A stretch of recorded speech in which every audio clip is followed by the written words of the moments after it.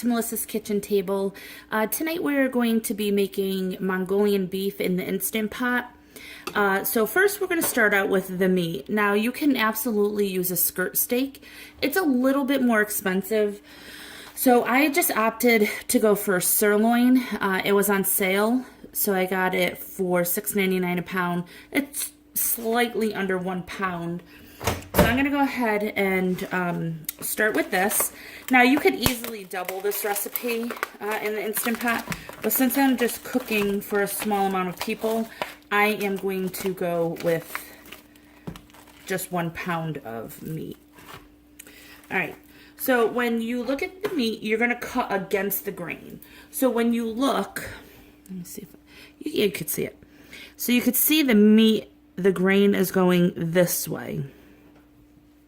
So what that means is you're going to want to cut this way. But this is a little bit big, so I don't personally want a piece of meat that long. So I'm going to go ahead and cut this down just a little.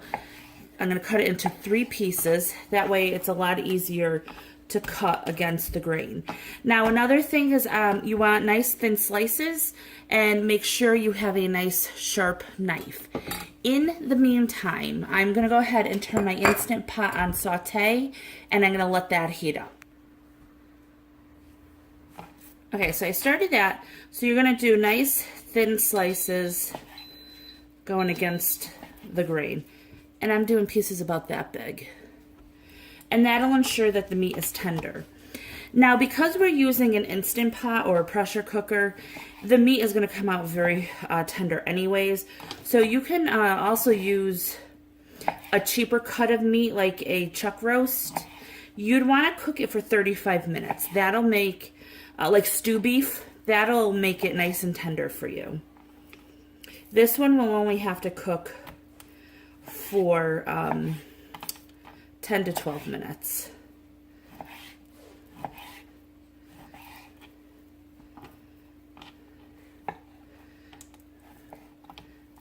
I'm going to cut that one down just a little.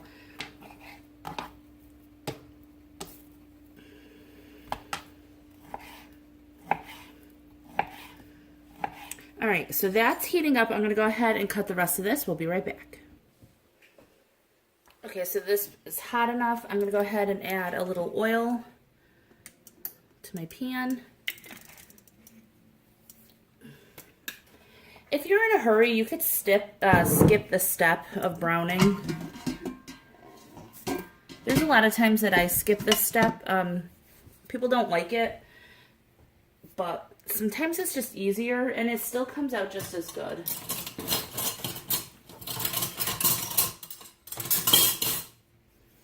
Alright, so now I'm not seasoning this meat. I'm just going to put it in here. You don't want to overcrowd it too much.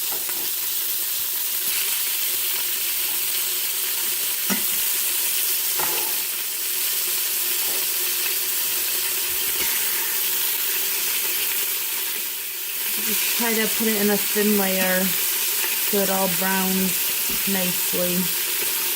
And then if you could see how this is like stuck. Once it has a sear on it, it'll be very easy to pick up and flip over. So I'm just going to go ahead and sear that off, and we'll be right back. Alright, so I took all the meat out. I'm going to go ahead and put just a touch more olive oil. And then I'm going to put in, these are 2 large cloves of garlic. You can use 2 or 3, however much garlic you want. And at this time, you can also add some ginger. We do not like ginger, so I won't be adding that. But if you like ginger, you can add it now. And then I have scallions for garnish, and I'm going to put just a couple in right now to cook with the meat as well.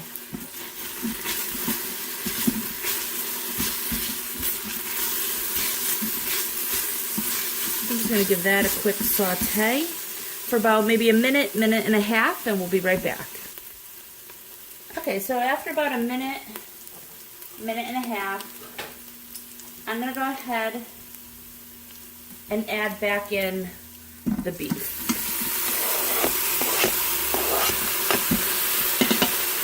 If you have any juice, add that too.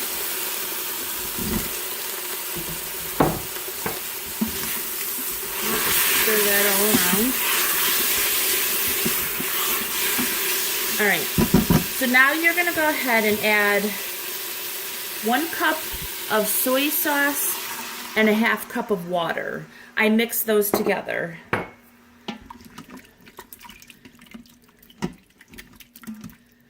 And again, because I'm using soy sauce, I'm not going to be adding any salt to this, but if you find when it's done that it's not salted to your taste, you can go ahead. If you want to add any pepper, you can also go ahead. Now here's one thing that I'm using that the recipe is a little bit different. So it calls for brown sugar. I don't have any brown sugar. I only have white sugar. Now the recipe calls for 3/4 of a cup of sugar, and I'm only using a 1/2 cup of sugar. So by all means, go ahead and use the 3/4 of a cup, and that's for 1 pound of beef. I just opted to do a 1/2 cup. Now, if you only have white sugar and you really do want to use brown sugar, just take your white sugar, I had a cup of it, or 1/2 cup of it, excuse me, or however much sugar you plan on using, and add a little bit of molasses to it. Mix it together, and that'll create a substitution for brown sugar. But I'm happy with just the way this is. So at this point, I'm going to make sure, you want to always make sure the ring is down in your Instant Pot. If you're having any problems with getting a good pressure or seal, you just want to make sure that's down. So I'm going to go ahead, close this, make sure this is on sealing, hit cancel because I was on saute, hit manual, make sure it's on high pressure, and I'm going to put this on for 12 minutes. Once the 12 minutes is done, I will put this on vent, and I'll show you what it looks like. Okay, so this is all set now. And once the steam clears, you'll be able to see it better.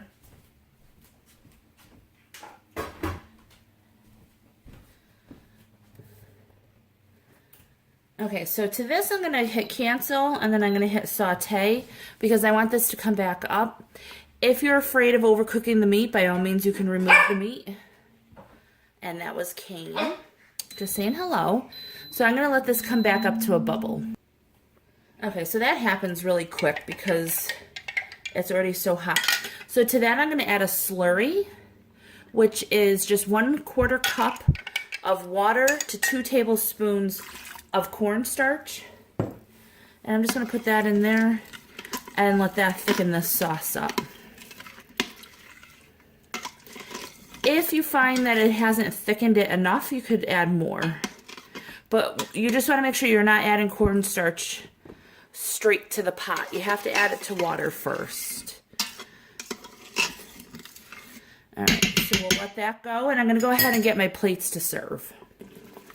Okay, so I just steamed a little bit of white rice. I didn't add anything to the rice. There's no salt or anything because we're going to use the juices from the beef.